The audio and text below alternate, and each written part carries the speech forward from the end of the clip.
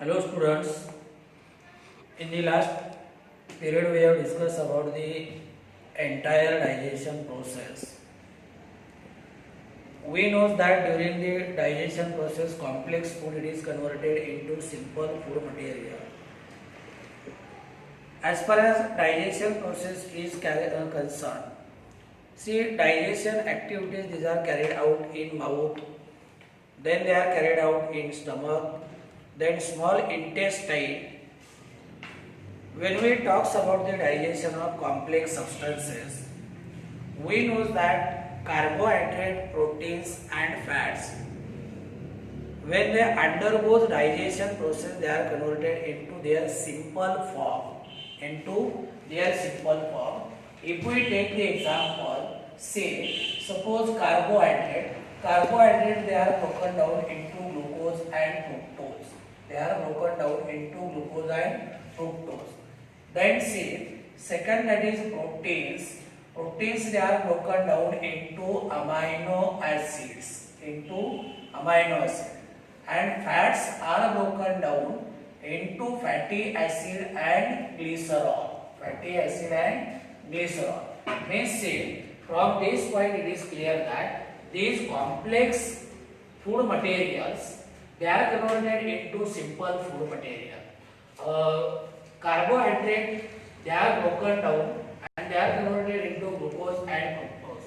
Proteins they are broken down into amino acid. Fats these are broken down into fatty acid and glycerol. म्हणजे carbohydrate असतील, protein असतील, fats असतील हे complex compounds आहेत, complex substances आहेत. आपण digestion मध्ये काय केलं, यांना त्यांच्या सिंपल फॉर्म मध्ये कन्वर्ट केलं. आता परत यांना आणखी सिंपल फॉर्म मध्ये आपण कन्वर्ट करू शकत नाही. मग हे जे सिंपल फॉर्म मध्ये कन्वर्ट केलेलं फूड मटेरियल आहे, हे फूड मटेरियल इंटेस्टाइन मधनं ब्लड किंवा लिम्फ मध्ये ऍब्सॉर्ब करणे किंवा ब्लड किंवा लिम्फ मध्ये घेणे, याला आपण काय म्हणतो, this one is called as absorption. म्हणजे थोडक्यात हे काय आहे, this are digested products. Glucose, fructose, amino acid, fatty acid, glycerol हे सिंपल फूड मटेरियल्स आहेत किंवा डायजेस्टेड प्रॉडक्ट्स आहेत.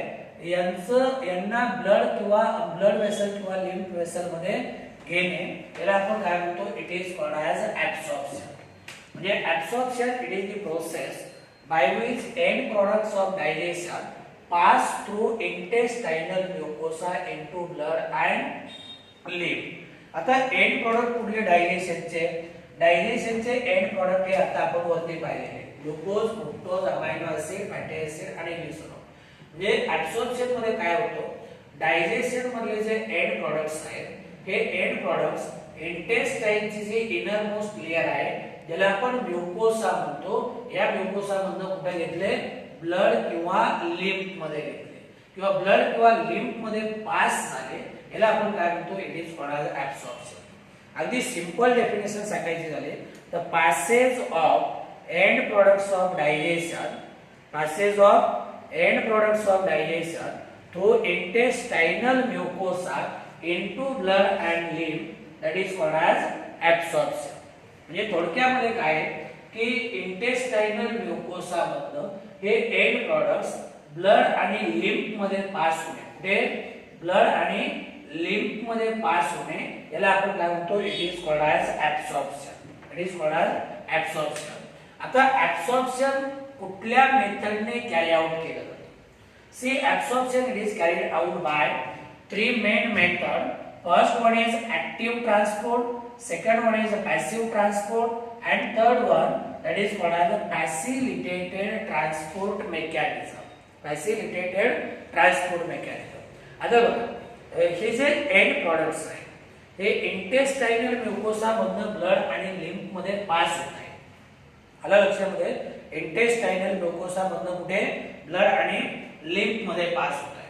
मग आता हे कुठल्या मेथडने पास होतात, कुठला रूट आहे, कुठले वेज आहेत का ज्याच्या मदतीने ब्लड आणि लिम्फ मध्ये पास होतील.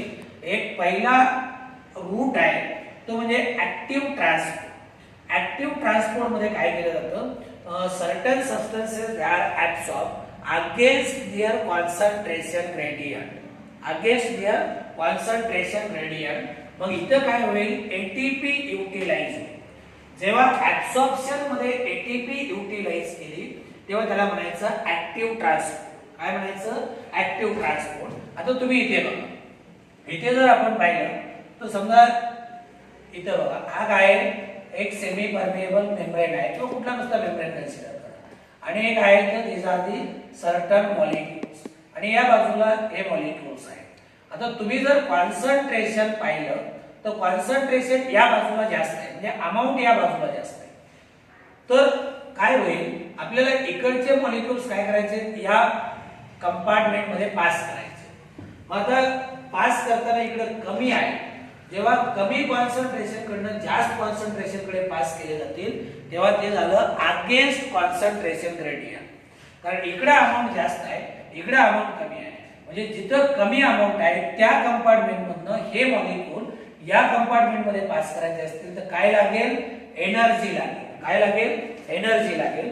म्हणजे याला म्हणायचं ऍक्टिव्ह ट्रान्सपोर्ट. काय म्हणायचं, it is called as active transport. Second one is a passive transport. Passive transport means here there is no utilization of energy, no expenditure of energy. म्हणजे थोडक्यामध्ये काय होतात, आपोआप पास होत आहे. इंटेस्टायनल म्युकोसा मधनं ब्लड आणि लिम्फ मध्ये आपोआप पास होत आहे, त्याला कुठल्याही प्रकारची एनर्जी लागत नाही. याला म्हणायचं पॅसिव्ह ट्रान्सपोर्ट. काय म्हणायचं, passive transport. And third one, that is called as a facilitated transport mechanism. आता बघा, समजा काही घटकाला समजा काय, एक लक्षात घ्या, आपण इथे जर वॉटर घेतलं तर वॉटर मध्ये तुम्हाला माहिती आहे 2 घटक आहेत. काय, एक आहे सॉल्व्हंट आणि एक आहे सोल्युशन घेतलं. काय घेतलं, इथे आपण एखादं सोल्युशन घेतलं. सोल्युशन मध्ये 2 घटक आहेत, एक आहे सोल्यूट आणि दुसरा आहे सॉल्व्हंट. आता सॉल्व्हंट इथनं आपोआप पास होतो, पण सोल्यूट पास होतोय का, नाही. कारण हा जो मेम्ब्रेन आहे, हा मेम्ब्रेन या सोल्यूटला इम्परमिएबल आहे. काय, इम्परमिएबल आहे. म्हणजे समजा हा सोल्यूट मॉलिक्यूल जर असेल तर या सोल्यूट मॉलिक्यूलला वाहून नेणारा कुठला तरी एक कॅरियर प्रोटीन असेल. बघा, हा कॅरियर प्रोटीन. म्हणजे कॅरियर प्रोटीनने काय केलं, याला फॅसिलिटी प्रोव्हाइड केली. मग कॅरियर प्रोटीनच्या मदतीने जर ट्रान्सपोर्टेशन होत असेल तर याला म्हणायचं फॅसिलिटेटेड ट्रान्सपोर्ट मेकॅनिझम. काय म्हणायचं, it is called as facilitated transport mechanism. तर हे झालं कुणाबद्दल, हे 3 मेथड्स आहेत. These are the 3 rules. म्हणजे ऍक्टिव्ह ट्रान्सपोर्ट मध्ये एनर्जी एक्सपेंड होते, एनर्जी खर्च होते. नंतर पॅसिव्ह मध्ये कुठल्याही प्रकारचं एनर्जीचं एक्सपेंडिचर नाही, ते घटक आपोआप पास होत आहेत ब्लड आणि लिम्फ मध्ये. आणि फॅसिलिटेटेड ट्रान्सपोर्ट मध्ये मात्र त्यांना कुणाच्या तरी मदतीने ब्लड आणि लिम्फ मध्ये पास करायला लागतं.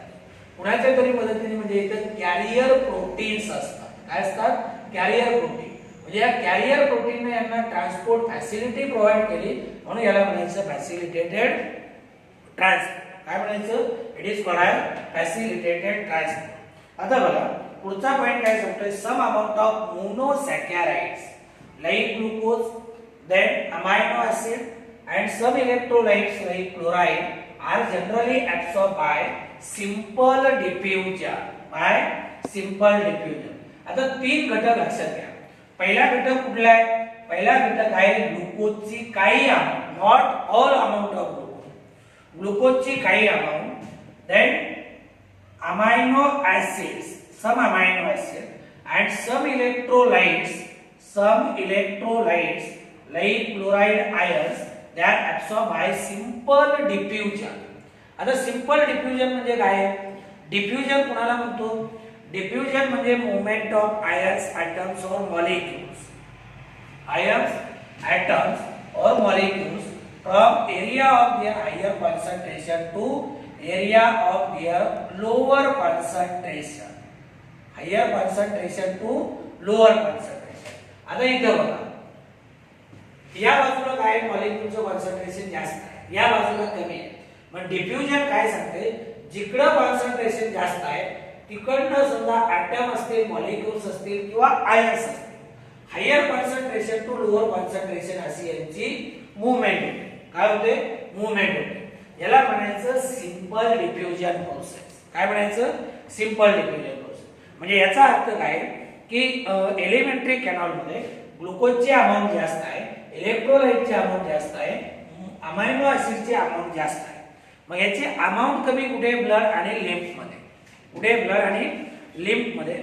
म्हणजेच काय की जर एलिमेंटरी कॅनॉल मध्ये जास्त अमाउंट असेल तर सिंपल डिफ्युजनच्या नियमानुसार हे सगळे घटक काय होतील? एलिमेंटरी कॅनॉल मधून ब्लड आणि लिम्फ मध्ये पास होतील. आलं लक्षामध्ये? कुठल्या नियमानुसार? जिकडे जास्त अमाउंट आहे तिकडनं कमी, तिकडनं कुठे? जिकडे कमी आहे तिकडं. म्हणजे movement of atoms, ions of molecule from area of higher concentration to area of lower concentration till equilibrium is attained, that is called as simple diffusion. म्हणजे परत बघा, आता पहिला मुद्दा आपण पाहतोय की ग्लुकोजची काही अमाउंट, अमायनो ऍसिडची काही अमाउंट आणि काही इलेक्ट्रोलाइट जसं की क्लोराइड आयन्स आहेत यांना सिंपल डिफ्युजनच्या रूल नुसार काय केलं जातं किंवा सिंपल डिफ्युजनने ऍब्सॉर्ब केलं जातं. म्हणजे एलिमेंटरी कॅनॉल मध्ये अमाउंट जास्त आहे, ब्लड आणि लिम्फ मध्ये कमी आहे, म्हणून हे कुठनं पास होतील? एलिमेंटरी कॅनॉल मधनं ब्लड आणि लिम्फ मध्ये. Passage of these substances into blood depend upon concentration gradient. आता याचं कॉन्सन्ट्रेशन ग्रेडियंट मी सांगितलं तुम्हाला. जर समजा ब्लड मध्ये कमी अमाउंट आहे आणि एलिमेंटरी कॅनॉल मध्ये जास्त अमाउंट आहे तर एलिमेंटरी कॅनॉल मधनं कुठं पास होतील? ब्लड मध्ये. डिपेंड्स अपॉन कॉन्सन्ट्रेशन ग्रेडियंट म्हणजे कुठे अमाउंट जास्त आहे, जिकडे जास्त आहे तिकडून जिकडे कमी अमाउंट आहे तिकडे काय होतील? ट्रान्सपोर्ट होतील. म्हणजे passage of these substances that depend upon concentration gradient means their amount it is more in elementary canal than blood, that is why they are passed from elementary canal into blood. हा मुद्दा clear झाला. दुसरा बघा, however some substances like fructose, some amino acid they are absorbed with the help of carrier ions like Na+. This transport it is called as facilitated transport. आता आपण simple diffusion ने काय काय ऍब्सॉर्ब होतं हे पाहिलं. सिंपल डिफ्युजन कशावरती depend आहे? कॉन्सन्ट्रेशन ग्रेडियंट वरती हे पाहिलं. आता दुसरा मुद्दा काय सांगतोय की some substances like fructose some amount of amino acid they are absorbed with the help of carrier ions like sodium. आता सोडियम ने काय केलं? फ्रुक्टोज आणि अमायनो ऍसिड ट्रान्सफर करण्यासाठी मदत केली. बरोबर आहे? ट्रान्सफर करण्यासाठी मदत केली. मग याला म्हणायचं फॅसिलिटेटेड ट्रान्सपोर्ट. काय म्हणायचं? याला म्हणायचं फॅसिलिटेटेड ट्रान्सपोर्ट. म्हणजे फ्रुक्टोज आणि अमायनो ऍसिड हे ऍब्सॉर्ब होत नाही, म्हणजे पास होत नाही इंटेस्टाइनल म्युकोसा मधनं ब्लड मध्ये, पण ते पुन्हा बरोबर गेले, सोडियम घेऊन गेलाय. मग सोडियमने त्यांना फॅसिलिटी प्रोव्हाइड केली. That is why it is called as facilitated transport. It is called as facilitated transport. आता हे झालं सिंपल डिफ्युजन आणि फॅसिलिटेटेड ट्रान्सपोर्ट. आता transport of water depends upon concentration gradient. म्हणजे जिकडे अमाउंट जास्त आहे तिकडे काय होईल? तिकडनं कमी अमाउंट कडे वॉटर पास होईल अलोंग विथ कॉन्सन्ट्रेशन ग्रेडियंट. बरोबर, अलोंग विथ कॉन्सन्ट्रेशन ग्रेडियंट. आता तिसरा मुद्दा पाहायचा आहे. दोन गोष्टी आपण पाहिल्या, एक सिंपल डिफ्युजन पाहिलं, फॅसिलिटेटेड ट्रान्सपोर्ट पाहिलं, आणि तिसरं पाहायचं आहे ऍक्टिव्ह ट्रान्सपोर्ट. आता मी तुम्हाला सांगितलं की active transport occurs against concentration gradient आणि हेन्स रिक्वायर्स एनर्जी. बघा आता इथं म्हणलं ना या कंपार्टमेंट मध्ये मॉलिक्यूलची अमाउंट कमी, इकडे जास्त आहे. आता आपल्याला काय करायचे? इकडचे जे मॉलिक्यूल्स आहेत ना ते मॉलिक्यूल्स इकडे ट्रान्सपोर्ट करायचे. म्हणजे जिकडून कमी अमाउंट आहे तिकडनं जास्त अमाउंट कडे. म्हणजे याचा अर्थ इथं काय होणार? Against concentration gradient. Against concentration gradient. आणि जेव्हा कॉन्सन्ट्रेशन ग्रेडियंटच्या अगेन्स्ट असेल तेव्हा काय लागणार? एनर्जी लागणार. मी सुरुवातीला सांगितलं होतं एटीपीच्या फॉर्म मध्ये. आलं लक्षामध्ये? म्हणजे बघा water it is transported along with concentration gradient. Active transport takes place against concentration gradient. म्हणजे जिकडं कमी अमाउंट आहे तिकडनं जास्त अमाउंट कडे. म्हणजे आता उलट, आणि जेव्हा उलट होईल तेव्हा यांना काय लागेल? एनर्जी लागेल. म्हणजे याला आपण काय म्हणतो, it is called as active transport. म्हणजे active transport takes place against concentration gradient. It requires energy. It requires energy. Various nutrients like monosaccharides, like glucose, electrolyte like sodium ions are absorbed by this process. आता तुम्ही म्हणाल energy खर्च का करायची, कारण हे कुठल्याही पद्धतीने काय केले पाहिजे, ऍब्सॉर्ब केले पाहिजे. They are compulsorily required by our body. आपली बॉडी विनाकारण एनर्जी खर्च करणार नाही. इथं यांना ऍब्सॉर्ब करायचे म्हणजे एनर्जी खर्च करायची. काय करायचंय, एनर्जी खर्च करायची. आणि एनर्जी का खर्च करायची, कारण ते आपल्या बॉडीला आपल्या बॉडीच्या ग्रोथ आणि डेव्हलपमेंटसाठी कंपल्सरी लागत आहे. आलं लक्षामध्ये. म्हणजे ग्लुकोज सारखा मोनोसॅकॅराइड असेल किंवा तुमचं सोडियम आयन सारखा इलेक्ट्रोलाइट असेल, these are absorbed by active transport. Means for their absorption there is expenditure of energy. There is expenditure of energy. आता इथपर्यंत लक्षात आलं. काय काय पाहिलं आपण मुद्दा क्रमांक 1, डायजेशनचे एंड प्रॉडक्ट्स ब्लड आणि लिम्फ मध्ये पास होणे, याला आपण म्हणलो ऍब्सॉर्प्शन. मुद्दा क्रमांक 2, ऍब्सॉर्प्शन 3 पद्धतीने होईल. एक ऍक्टिव्ह ट्रान्सपोर्ट, दुसरं पॅसिव्ह ट्रान्सपोर्ट आणि तिसरं फॅसिलिटेटेड ट्रान्सपोर्ट. ऍक्टिव्ह ट्रान्सपोर्ट मध्ये एनर्जीचा खर्च होतो, expenditure of energy. Passive transport मध्ये ते आपोआप ऍब्सॉर्ब होत आहे, एनर्जीची गरज पडत नाही. आणि फॅसिलिटेटेड ट्रान्सपोर्ट मध्ये काय होते, त्यांना घेऊन जाणारे कॅरियर प्रोटीन्स असतात. काय असतात, कॅरियर प्रोटीन्स. मग आता सिंपल डिफ्युजनने कोण ऍब्सॉर्ब होतं हे आपण पाहिलं, फॅसिलिटेटेड ट्रान्सपोर्टने कोण ऍब्सॉर्ब होतं हे पाहिलं, आणि ऍक्टिव्ह ट्रान्सपोर्ट याने कोण ऍब्सॉर्ब होतं हे आपण पाहिलं. आलं लक्षामध्ये. परत एकदा सिंपल डिफ्युजनने कोण कोण ऍब्सॉर्ब होते, ग्लुकोजची काही अमाऊंट, अमायनो ऍसिडची काही अमाऊंट आणि some electrolyte like chloride ions, they are absorbed by simple diffusion. Then some amount of fructose, some amount of amino acid, they are transported by facilitated transport. And say glucose as well as electrolytes like sodium ions, they are absorbed by active transport. आता पुढचा मुद्दा आपल्याला पाहायचा आहे fatty acid. आता पुढचा मुद्दा काय सांगतोय, फॅटी ऍसिड आणि ग्लिसरॉल हे काय आहेत, दे आर इनसोल्युबल. कोण, fatty acid and glycerol being insoluble. इथे लक्ष द्या, हे काय आहेत, दोन्ही इनसोल्युबल आहे. That is why can not be absorb into blood. म्हणजे जर इनसोल्युबल असते, फॅटी ऍसिड इनसोल्युबल आहे, ग्लिसरॉल इनसोल्युबल आहे, हे दोन्ही इनसोल्युबल आहेत. फॅटचं ब्रेकडाऊन झालं, कोण तयार झालं, फॅटी ऍसिड आणि ग्लिसरॉल. पण दोन्ही कसे insoluble. That is why they can not be absorb into blood. काय झालं नाही, हे ब्लड मध्ये ऍब्सॉर्ब होणार नाही. काय होणार नाही, ब्लड मध्ये ऍब्सॉर्ब होणार नाही. मग आता काय होईल, हे जे फॅटी ऍसिड आणि ग्लिसरॉल आहेत ना, they are first incorporated into small droplets. These are called as micellies. म्हणजे बघा, यांना म्हणायचं sale. These are droplets. These are droplets. They are called as micelli. Actually हे जे droplets आहेत ना, हे कुणापासून बनले आहेत, बाईल सॉल्ट पासून. कुणापासून, बाईल सॉल्ट. आता आपल्याला काय म्हणायचंय की फॅटी ऍसिड आणि glycerol they can not be absorb as it is in blood. That is why first they are incorporated into small droplet. These small droplet, आता बघा, स्मॉल ड्रॉपलेट म्हणजे यांना आपण म्हणलो मायसेलिस, आणि याच्या आतमध्ये कोण आहे, फॅटी ऍसिड आणि ग्लिसरॉल. फॅटी ऍसिड आणि ग्लिसरॉल. आता वेन दे आर इनकॉर्पोरेटेड, म्हणजे बघा, fatty acid, glycerol first they are incorporated into these droplet. These droplet they are called as micellies. These micellies now move into intestinal villi. आता मायसेलिस कुठे गेल्या, intestinal villi. कुठे, intestinal villi.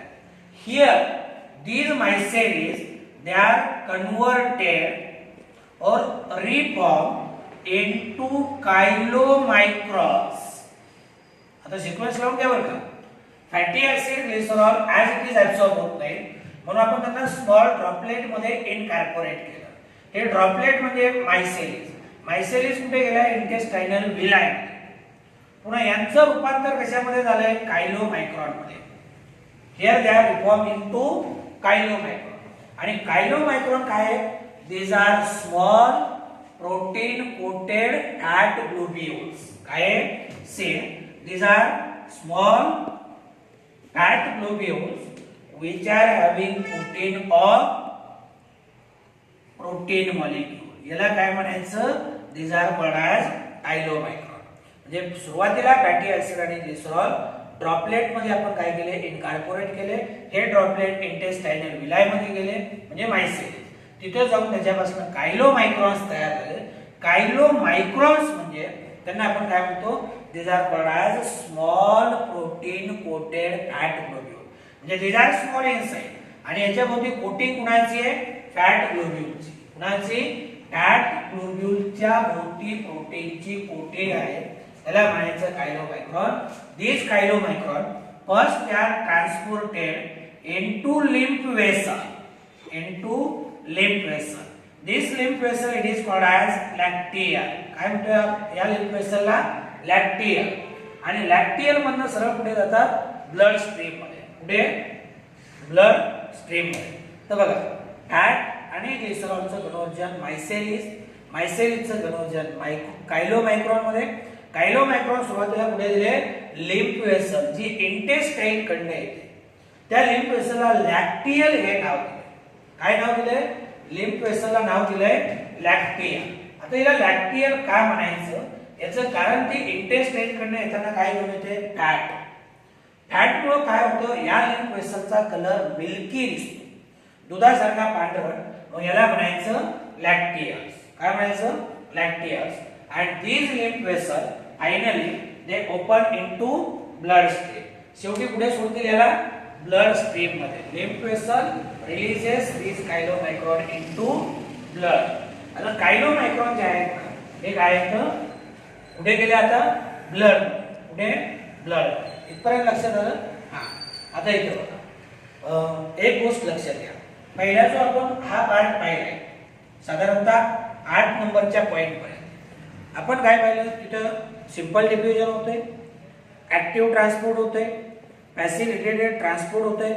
तिथं glucose असेल, fructose असेल, amino acid असतील किंवा तुमचं इलेक्ट्रोलाइट्स असतील, सोडियम असतील, क्लोराईड असतील, ऍब्सॉर्ब होत आहे. तो पहिला पार्ट आहे. दुसरा पार्ट फॅट आणि ग्लिसरॉलशी रिलेटेड आहे. आलं लक्षामध्ये? आता इथपर्यंत. नंतर पुढचा पॉइंट बघा. से ऍब्सॉर्प्शन ऑफ सबस्टन्सेस. जे काही आता आपण पाहिलं, जेवढे सबस्टन्सेसचं आपण ऍब्सॉर्प्शन पाहिलं, absorption of substances takes place in different parts of elementary canal. आता एलिमेंटरी कॅनॉलच्या कुठल्या पार्ट मध्ये हे घटक ऍब्सॉर्ब होत आहेत? बघा absorption of these substances takes place in different parts of elementary canal like mouth, stomach, small intestine and large intestine. However, most of absorption it takes place in small intestine. काय म्हणलो आपण? most of absorption takes place in small intestine. Maximum म्हणजे जवळपास 90% absorption कुठे झालं? Small intestine. उरलेलं कुठे? Mouth, stomach आणि लार्ज इंटेस्टाइन मध्ये. माउथ, स्टमक आणि लार्ज इंटेस्टाइन. आलं लक्षामध्ये? आता ऍब्सॉर्प्शन झालं बरोबर आहे. सगळे जे काही ऍब्सॉर्ब घटक आहेत ते एलिमेंटरी कॅनॉल मधनं कुठे आले? ब्लड मध्ये आले, लिम्फ मध्ये आले. आता काय होईल? हे जे ऍब्सॉर्ब सबस्टन्सेस आहेत finally they reaches to the tissue और finally they reaches to the cell and they become part of protoplasm. मग सेल काय करणार? यांना प्रोटोप्लाझम तयार करण्यासाठी युटिलाइज करणार. जेवढे घटक ऍब्सॉर्ब केले हे ब्लडच्या माध्यमातून कुठपर्यंत गेले? सेल पर्यंत. सेल त्यांना युटिलाइज करणार आणि या प्रोसेसला आपण काय म्हणतो? That is called as assimilation. That is called as assimilation. म्हणजे बघा, आता समजा जर तुम्ही एक्झाम्पल घेतलं, आता मी समजा फूड मटेरियल खाल्ले, मी जे काही कार्बोहायड्रेट घेतले, माझ्या एलिमेंटरी कॅनॉलमध्ये कार्बोहायड्रेटचं काय झालं, डायजेशन झालं, ग्लुकोज फ्रुक्टोज तयार झाले. मग एलिमेंटरी कॅनॉल मधनं ग्लुकोज आणि फ्रुक्टोज कुठे दिले, ब्लड, कुठे दिले, ब्लड मध्ये. आता माझ्या इथल्या सेलला ग्लुकोजची गरज आहे, कुठल्या, हे बघा, या सेलला ग्लुकोजची गरज आहे. मग ब्लडच्या माध्यमातून ग्लुकोज कुठपर्यंत येईल, इथपर्यंत येईल, बरोबर आहे. मग सेल काय करणार, याचं ब्रेकडाऊन करणार, एनर्जी काढून घेणार, बरोबर आहे की नाही. म्हणजे सगळे ऍब्सॉर्ब केलेले सबस्टन्सेस, फूड मटेरियल कुठपर्यंत जाईल, सेल पर्यंत जाईल. सेल त्याला युटिलाइज करेल. या प्रोसेसला आपण काय म्हणतो, it is called as assimilation. इथं दिले बघा त्याने, absorb substances finally reaches to the tissue which utilize them for formation of new protoplasm. म्हणजे सेल त्यांना युटिलाइज करणार, म्हणजे ज्याचा अर्थ काय आहे, या प्रोसेसला आपण काय म्हणतो, असिमिलेशन म्हणतो. काय म्हणतो, असिमिलेशन. बरं मला सांगा, आपण सगळं खाल्लं तर डायजेस्ट झालंय का, अजिबात नाही. आता जेवढं डायजेस्ट झालं ते ऍब्सॉर्ब झालं, ते ब्लड आणि लिम्फ मध्ये गेलं. But what is left behind, that is called as undigested, that is called as undigested waste. मग या अनडायजेस्टेड वेस्टचं कन्व्हर्जन कशामध्ये होईल, व्हेइकल मॅटर मध्ये, किंवा त्याला आपण बेसिस म्हणतो. जे अनडायजेस्टेड वेस्ट आहे, लक्षात घ्या बरं का, जे डायजेस्टेड आहे ते ऍब्सॉर्ब झालं, डायजेस्टेड आहे ते ऍब्सॉर्ब झालं. पण जे अनडायजेस्टेड आहे त्याचं रूपांतर कशामध्ये झालं, basis.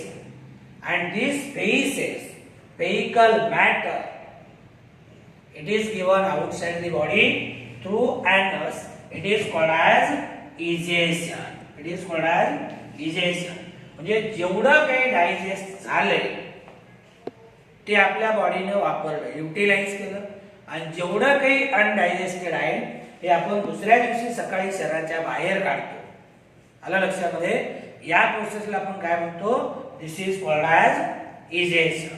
This is called as egestion. म्हणजे जे डायजेस्ट झालं त्याचं असिमिलेशन झालं, आणि जे अनडायजेस्टेड आहे it is given outside the body through anus. And this process it is called as egestion और it is called as defecation. It is called as defecation. आता आपल्याला काय करायचे, ऍब्सॉर्प्शनची समरी पाहिजे एलिमेंटरी कॅनॉलच्या वेगवेगळ्या पार्ट. आता इथे बघा, शेवटी आपल्याला आपण सगळं ऍब्सॉर्प्शन पाहिलं. ऍब्सॉर्प्शन कुठे कुठे झालं, माउथ मध्ये, स्टमक मध्ये, स्मॉल इंटेस्टाइन मध्ये आणि लार्ज इंटेस्टाइन. पण मॅक्झिमम कुठे झालं, 90% ऍब्सॉर्प्शन कुठे झालं, स्मॉल इंटेस्टाइन. कुठे, स्मॉल इंटेस्टाइन. आता पुढचा पॉइंट आहे, एक एनसीईआरटीच्या बुक मध्ये तुम्हाला तिथे चार्ट दिलाय बघा, summary of absorption in different parts of digestive system. याच्यामध्ये फक्त या समरी मध्ये आपल्याला काय पाहिजे, माउथ मधनं काय ऍब्सॉर्ब झालं, स्टमक मधनं काय ऍब्सॉर्ब झालं, स्मॉल इंटेस्टाइन मधनं काय ऍब्सॉर्ब झालं आणि लार्ज इंटेस्टाइन मधनं काय ऍब्सॉर्ब झालं हे आपल्याला शेवटी पाहिजे. आता बघा, माउथ मध्ये काय काय absorb, certain drugs coming in contact with mucosa of mouth and lower side of tongue, they are absorb into blood capillaries lining them. For example, याच्यामध्ये काही पेन किलर्स वगैरे असते. कुठले, पेन किलर्स, अंगदुखीच्या गोळ्या वगैरे असतात का नाही, हे पेन किलर्स असतात. हे पेन किलर काय होतात, माउथ मधनं ऍब्सॉर्ब होतात. म्हणजे absorption takes place through mucosa of mouth. इथं मदत कोण कोण करते, म्युकोसा ऑफ माउथ. आणि दुसरं काय, lower side of tongue. Absorption takes place through mucosa of mouth and lower side of tongue into blood capillaries. मग काय काय घेतलं जाते, काही ड्रग्ज वगैरे आहे. For example pain killer. हे पेन किलर म्युकोसा आणि लोअर साइड ऑफ टंग मधनं कुठे गेले, ब्लड कॅपिलरीज मध्ये गेले, म्हणजे ऍब्सॉर्ब. दुसरा आहे stomach.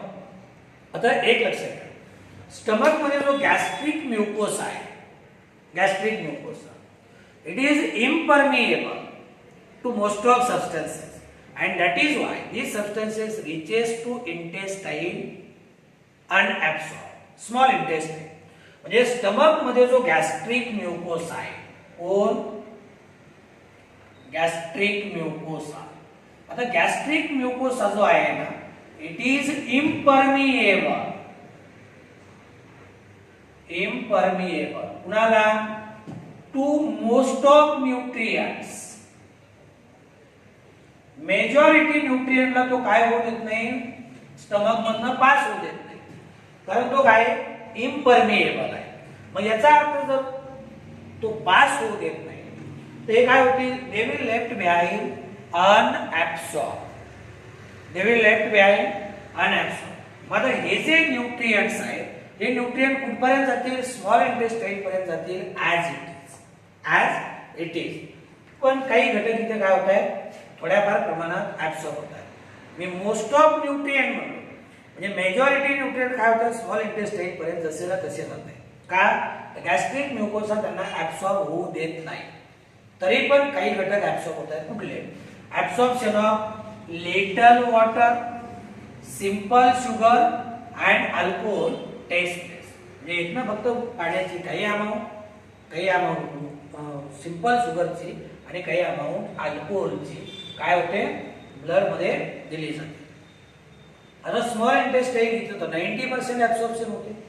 It is the principal organ for absorption of nutrients. Digestion is completed here, and final product of digestion such as glucose, fructose, galactose, fatty acid, glycerol, amino acid are absorbed through mucosa into bloodstream and liver. आता इथं final digestion झालं. डायजेशनचे जे काही product आहेत, glucose असेल, तुमचं fructose असेल, गॅलॅक्टोज असेल, फॅटी ऍसिड असतील, ग्लिसरॉल असतील, अमायनो ऍसिड्स असतील, विटॅमिन्स असतील, हे सगळे कुठे ऍब्सॉर्ब होत आहेत, स्मॉल इंटेस्टाइन मधनं ब्लड आणि लिम्फ मध्ये. स्मॉल इंटेस्टाइन मधनं ब्लड आणि लिम्फ मध्ये. आणि शेवटी आहे लार्ज इंटेस्टाइन. लार्ज इंटेस्टाइन मध्ये जर आपण पाहिलं तर थोडीफार वॉटरचे amount, absorption of water, some minerals and drugs takes place. हे औषधं वगैरे आहेत ते काय होतात, तिथनं ऍब्सॉर्ब होतात लार्ज इंटेस्टाइन. तर अशा पद्धतीने हा टॉपिक आपला जवळपास संपलेला आहे. फक्त एक शेवटचा पॉइंट याच्यामध्ये राहिला आहे, ते म्हणजे डिसऑर्डर्स रिलेटेड विथ न्यूट्रिशन. त्यांना आपण न्यूट्रिशनल डिसऑर्डर्स म्हणतो. जसे की आहारामध्ये प्रोटीनचं प्रमाण कमी आहे, मिनरलचं प्रमाण कमी आहे, तर कुठले कुठले आजार होतात हे आपल्याला काय करायचंय, शेवटी पाहायचं. ते आपण पुढच्या तासाला